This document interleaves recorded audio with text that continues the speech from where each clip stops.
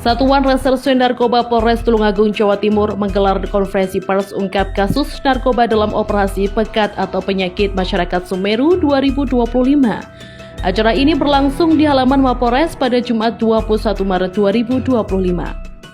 Kapolres Tulungagung AKBP Muhammad Taat Resdi menjelaskan bahwa operasi yang berlangsung selama 22 hari ini berhasil ungkap 16 kasus diantaranya 11 kasus narkotika jenis syabu, 3 kasus obat keras berbahaya jenis pil double L, serta 2 kasus peredaran minuman keras atau miras jenis arak Bali.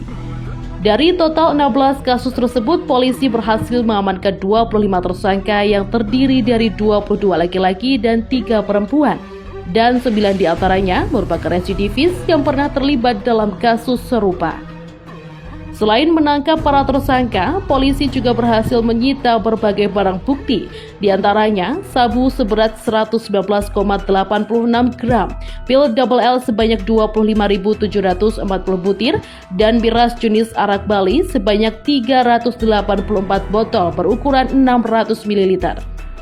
Barang bukti lain 20 unit handphone, 19 pipet, 16 bong, uang tunai sebesar Rp1.335.000, serta timbangan digital. AKBP Muhammad Taat Resdi menegaskan bahwa pihaknya akan terus berkomitmen dalam memberantas peredaran narkoba di Tulungagung. Ia juga menghimbau masyarakat agar berperan aktif dalam memberikan informasi terkait peredaran narkotika di lingkungannya.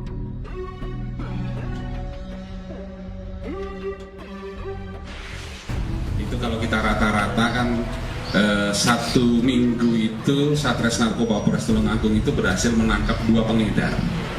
Waktu itu saya sampaikan memang potensi kerawanan peredaran gelap narkotika di Tulungagung ini cukup tinggi. Bayangkan satu minggu berhasil ditangkap 2 gitu ya, 2 pengedar. Dan kemudian apa yang kita laporkan atau kita sampaikan pagi ini setidaknya mengkonfirmasi itu, bahkan bisa lebih rawan lagi ya. Artinya selama 22 hari ada 25 tersangka. Ini kan semakin meningkat. Oleh karena itu, dalam kesempatan yang baik ini saya menyampaikan pesan kepada seluruh masyarakat, mari kita tingkatkan kewaspadaan terhadap peredaran gelap narkotika ini, terutama di Tulungagung. Bapak Ibu yang punya putra putri betul-betul diawasi.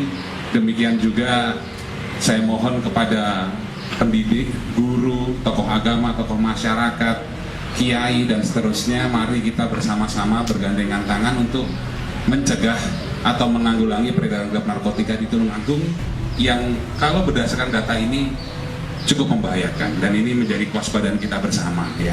Artinya ancaman peredaran gelap narkotika itu ada di lingkungan kita, dan ini sudah dibuktikan dengan data-data ini.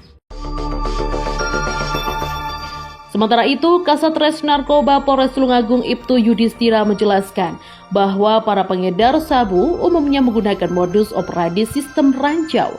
Mereka meletakkan barang di lokasi tertentu, kemudian menyuruh kurir untuk mengambilnya, sehingga antara pengedar dan pembeli tidak pernah bertemu secara langsung.